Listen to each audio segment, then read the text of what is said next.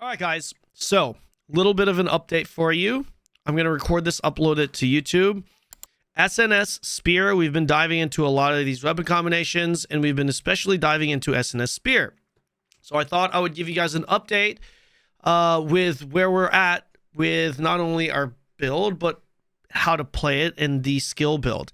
A lot of you guys have been asking me how I'm playing it, kind of where I'm at, and I figured I would share this information, not as a, hey, this is it type of guide video, but this is kind of what I'm thinking based off of the, I don't know, honestly, probably 40 to 50 hours now. It's been kind of bad how many hours I've put into this so far. And, you know, obviously Spear's only been out for a few days, but I've legitimately put in those. I think I'm legit around the 40-hour mark. Again, I want to reiterate this point. This by no means is like the build, the way to play this. I'm publishing this video because I think this might help you guys, okay? Give you guys at least maybe an idea, maybe as a base canvas to kind of work off of, because I think it's important that we all kind of share information and try to figure out what's the best way to play this class, because eventually it's going to be figured out, right? So here's the build, guys. I want you to know, I will link this in the description, but these builds, take these with a grain of salt. I'm really not 100% sold on these builds yet, but this is the build that I'm going for currently. This is a collision resist 4-piece shock mainline tank. It's gonna have around 900, actually 1,000. It's gonna have about 1,000 or so endurance. Right now, the fortitude points, the endurance that I'm getting from fortitude is not reflected here. Each point gives me 5 points of endurance, and it's not being reflected here. So I'm going to have about 1,000 melee and ranged endurance here.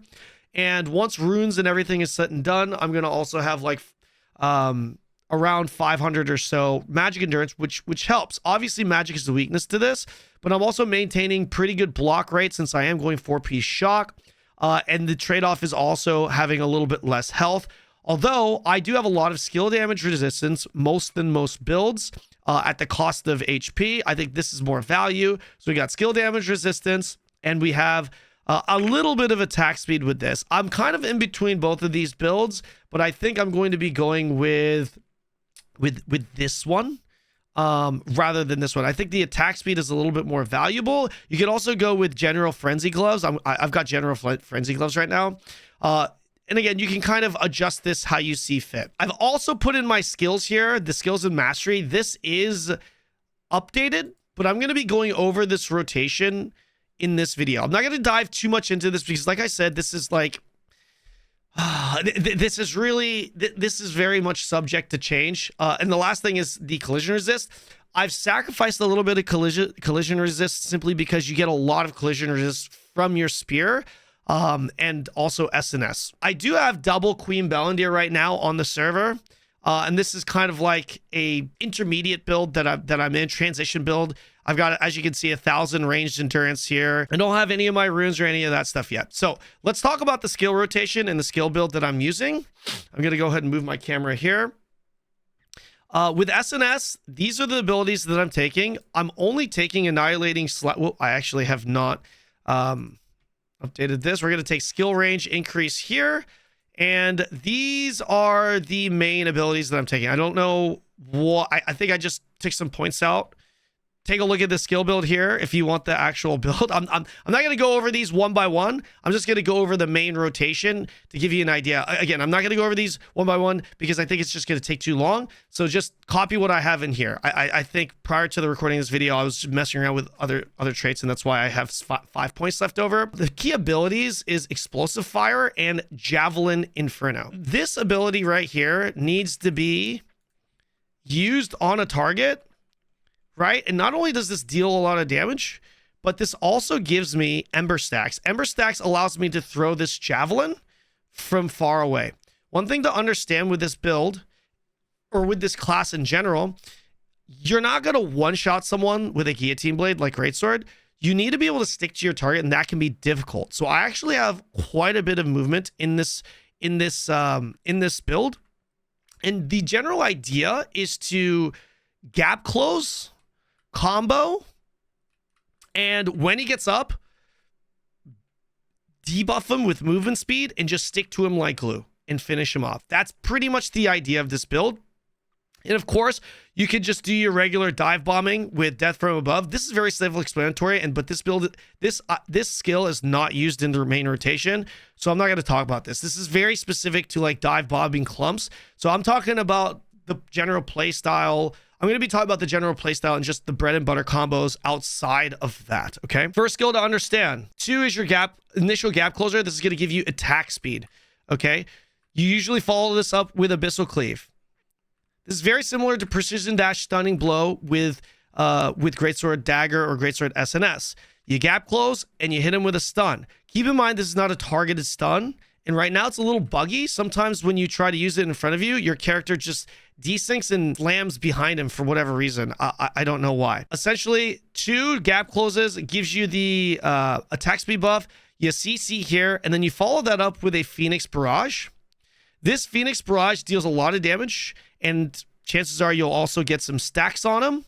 Regardless, big damage, and you're going to follow that up immediately with a Tempest Strike. Tempest Strike right here is a pushback into a stun, or if you take the skill specialization, it's going to actually prone the target immediately. So think Stunning Blow and Descending Strike for Greatsword. It goes gap close, stun, barrage into Tempest, which is on cooldown. Now the target is going to be prone at my feet, and then I stack Explosive Fury on him all 5 times. I just did that 4. You did that 5 times, and then he will be up, and you just pelt him. You pelt him with this. But this is a ranged ability, so you can hit him even if he's on the run. And this also is going to have a big movement speed debuff. Hamstring right here. This reduces the movement speed by 50% for 5 seconds, and I have that on each cast, right? This is pretty big because he's not going to be able to really kite you. By the time you're done with that, you're going to be you have another gap closer with your 6th ability, and you can actually double cast this. And you also have number 9, Annihilating Slash, which also gives you a big movement speed debuff on the target. Again, this is to stick to your target. This is a brawler class. This isn't like combo 1 into combo 2. That it's like, yeah, there is a combo, but then I think it's important even after your combo to figure out a way to stick to your target. So this gives me a larger range to land the 60% movement speed debuff. If you're taking the Queen Bell SNS like I am, this is also going to suction the target, which allows you to stay on the target even longer. So it's essentially gap close into stun, into barrage, into Tempest, into Explosive Fury, 5 cast. He's going to be running around. Bam. You throw your javelins right here. And then you're going to have all your gap closures back up. You could take your 6 into 9 into 6 again.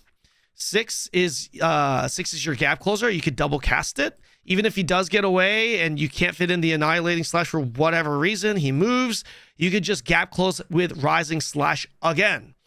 And then you're just brawling. And then you have your Flaming Arc that you're eventually going to want to land in that rotation, right?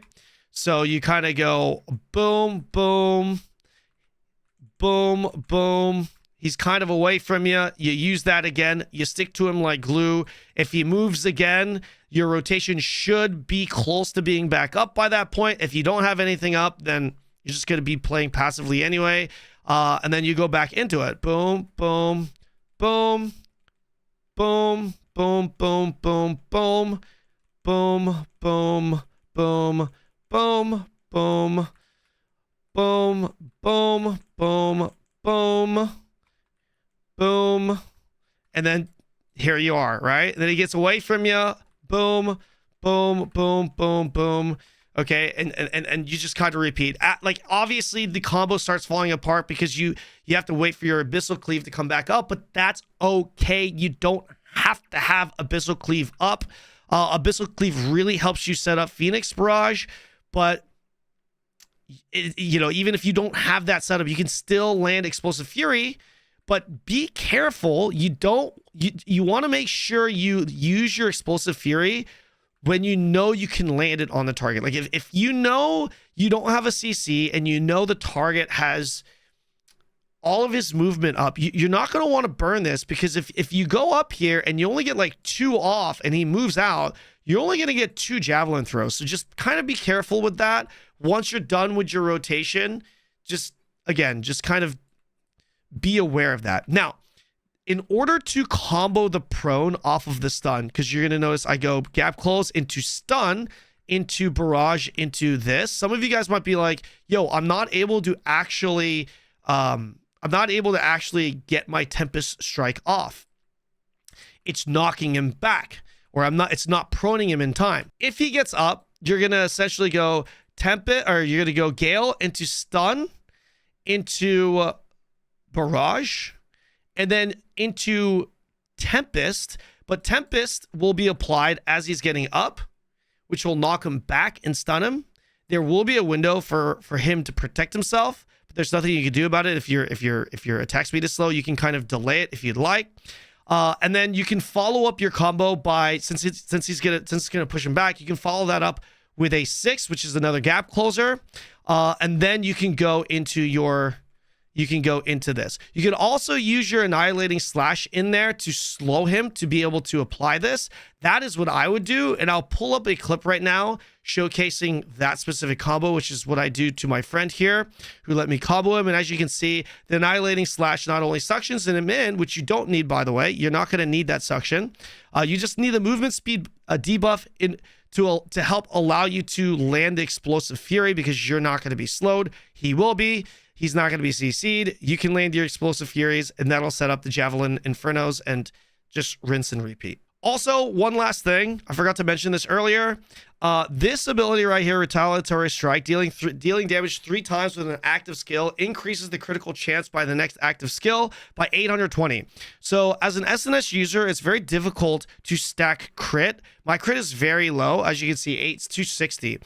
You can stack crit, but you got to give up a lot of HP and survivability. If you want to be a frontline tank, especially running 4-piece shock, 70 strength, it's you just cannot get crit on your build. But that ability allows you to get the crit, and crit is important because crit allows you to proc the ignite passive, or excuse me, the ignite debuff from these abilities. So this ability right here, that passive, it essentially allows your every 4th ability to have a lot of crit, which has a lot of value. And for whatever reason, sometimes I think it's kind of buggy, because sometimes, I should say, when I was testing it before, it wasn't being applied. So I think it was a little bit of a bug. It wasn't being applied to other abilities, like when I use other abilities in succession. But clearly you can see it is being applied right now.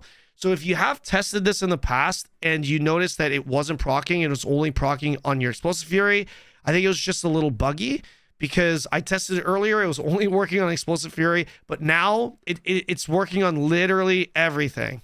I used 3 abilities. I am getting that passive. Well, there you go.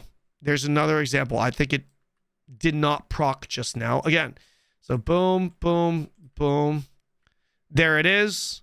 I don't know. Maybe I just messed up the rotation prior to that, but I could have sworn it didn't register on this rotation prior to this just now. And I'll use it one more time. Boom. There it is. So 3 abilities, you get the crit from there. So that's something that you should that you should know if you're looking to cook your own builds. Okay, free crit. Yeah, that's pretty much it, guys. That's where I'm at right now with this build. I hope that made sense. Like I said, this by no means is the go-to. This is just what I've cooked up on my own. I don't know how the meta is going to play out, but maybe this will give you guys some ideas, and yeah, maybe serve as a canvas for those of you who are kind of theory crafting and trying to make this work. One more thing, I forgot to mention this. With my build with SNS, you're going to notice it's very difficult to stack crit because you're going into strength and you want to spec into survivability. One thing that I want to mention is this passive right here, dealing damage 3 times with an active skill, gives you 820 crit. This helps tremendously because you need crits to land ignite stacks with these skills. And I think it's okay to not go into crit. I've been trying to figure out ways to get crit. It's very difficult to get crit without giving away a lot of HP or survivability. So if you want to stay tanky and stay a true frontline tank, You can just rely on this as your main source of crit. But keep in mind that skill, as far as I know, is pretty much only applied to Explosive Fury, because as you can see, if I hit the target 3 times or consecutive skills, I don't proc any of, I do not proc that passive, right? But if I use this 3 times, now I proc this. Now I get the 8 plus 820. So the only way I can actually get this is by using this consecutively 3 times. You don't have to play around it. You could just spam it. And spam the 4th cast, and the 4th cast is going to be your strongest cast because you have 820. The only play around to this, if you do want to really min-max, is this ability right here. It hits in a straight line. So what you could do, if you know there is a big clump that could be deleted in the next few attacks, when you have this buff, you can simply use it on your number 4 ability, Javelin Inferno, because it hits more people. It's a bigger AoE, and you'll get more damage out of it, but you're going to have less Javelin throws following up, right? You're only going to have, you're going to have less Javelin throws because you essentially canceled this early. Like it's like 1, 2, 3, and then you're going to be able to Javelin throw 3 times. The first one being kind of juiced. Like, generally speaking, I don't think you need to really do that because Explosive Fury actually hits harder than Javelin Inferno, but Javelin Inferno just clearly has a bigger AoE, so if you're on a clump, that might be worth knowing. Okay, so that was the last thing I wanted to add in the video. I hope that helps. Let me know what you guys think in the comment section below, and I'll see you guys in the next video.